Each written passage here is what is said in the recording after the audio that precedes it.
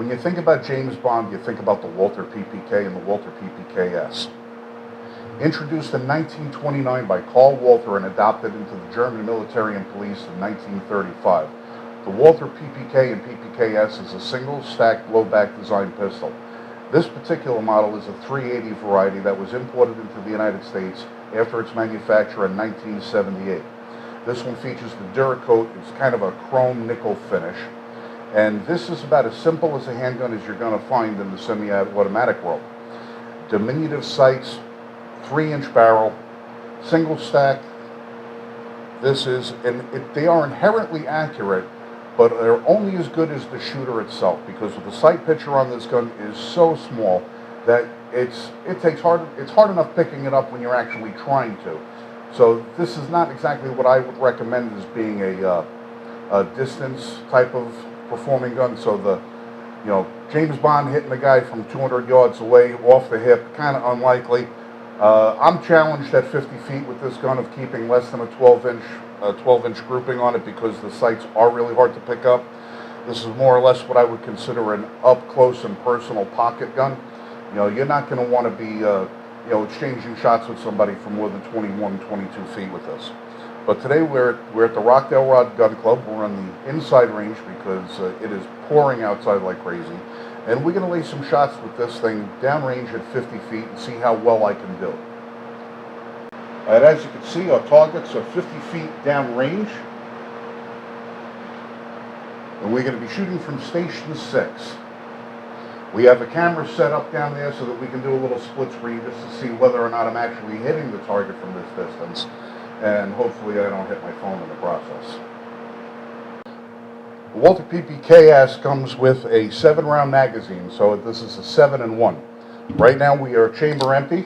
Now you'll notice that there's no lock back on this. That's because it only locks back when the magazine is inserted and it comes to an empty position.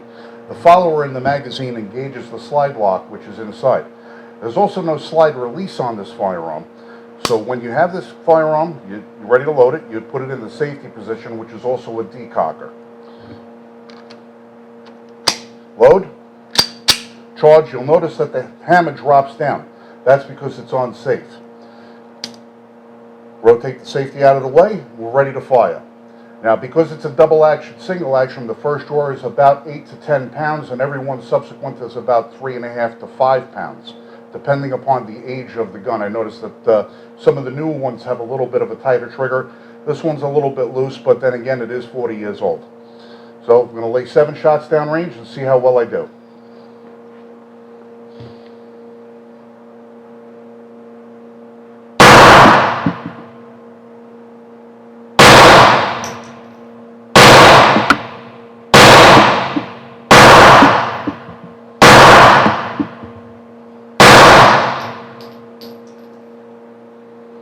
Now, just like I said, it's locked back and open on the last round.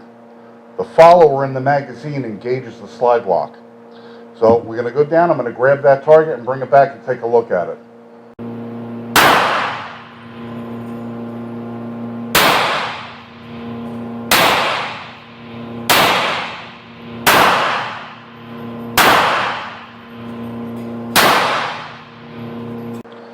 All right, from 50 feet and as expected, you can tell that my grouping is not exactly admirable.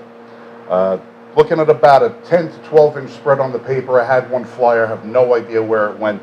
I'm going to assume it probably went off the paper down here because these are my first shots and coming in, these were my ladder. So I'm going to run another 7 rounds, see if I can improve upon my accuracy, and we're going to get those on the camera as well.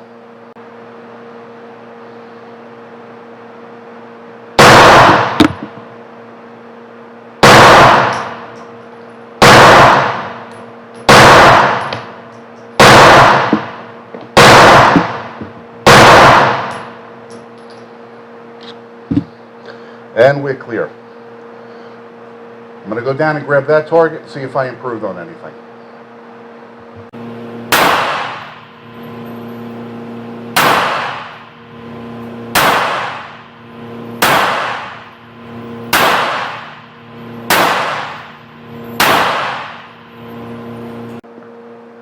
As with my first set of 7, I only put 6 on the paper.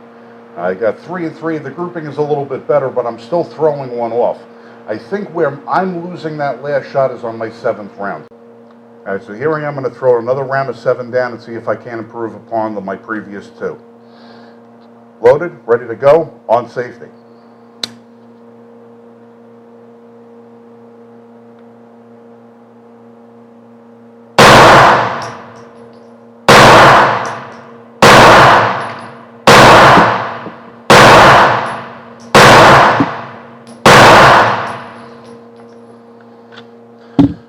That's 7. See how I did?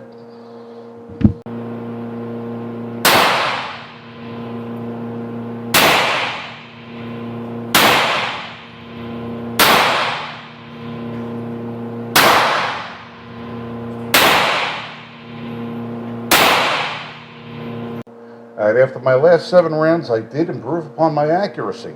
Surprisingly, I put all 7 rounds in the paper.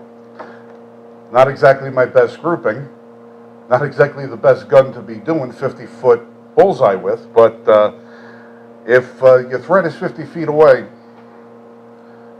at least you know you can hit them. And as I mentioned before, you're going to notice that there's no takedown lever anywhere on this firearm. The only options that you have on it are magazine release and your safety. And we know that the safety is a decocker. Once the gun is cocked and you rotate it into the safe position, it drops the hammer, and it also brings this little block up in front of the hammer that blocks the firing pin. Now you'll notice that with no magazine in it, it doesn't stay back. It's not until you insert a magazine into the firearm that the follower inside the magazine engages the slide stop. Once the slide is activated, you can drop the magazine out and she'll hold open, but she will not hold open without a magazine in it. So I'm going to show you how that works inside, but more importantly, how to dismantle this firearm. Now, some people I've seen will say, well, here's the trick. Your trigger guard comes down. Some people like to pull the trigger guard down, and on especially the earlier models, they just push it over to one side so that it rests on the frame of the handgun itself, and then they could take the slide off. However, I always felt that that kind of puts a little bit of undue pressure on the hinge pin right here, so I never like to do that. So how do you hold that open if you're not resting it? Because once you let it go, it just drops into the frame. Some people have said, well, take a couple of fingers and put it inside the loop itself. However, if in the rare circumstance where someone may have forgotten to fully clear the weapon out, now you got a couple of fingers inside the trigger guard. Not necessarily what we want. So my option has always been to put one finger in front of the trigger guard when you pull it down. Now there's no finger inside the trigger guard. You can pull the slide back and pull the slide forward. And there's your firearm. You'll notice it has a fixed barrel. The spring comes off. This right here is your magazine. That's where your magazine connects so that it holds your slide stop open. You'll see that there's a little bit of pressure on here. That's what keeps the slide open when the gun runs empty. Now, you have to hit the magazine release. You'll notice that it goes down. So once again, I'll show that to you. When that comes up and it's only on an empty magazine, it pushes up and that's what holds the slide open.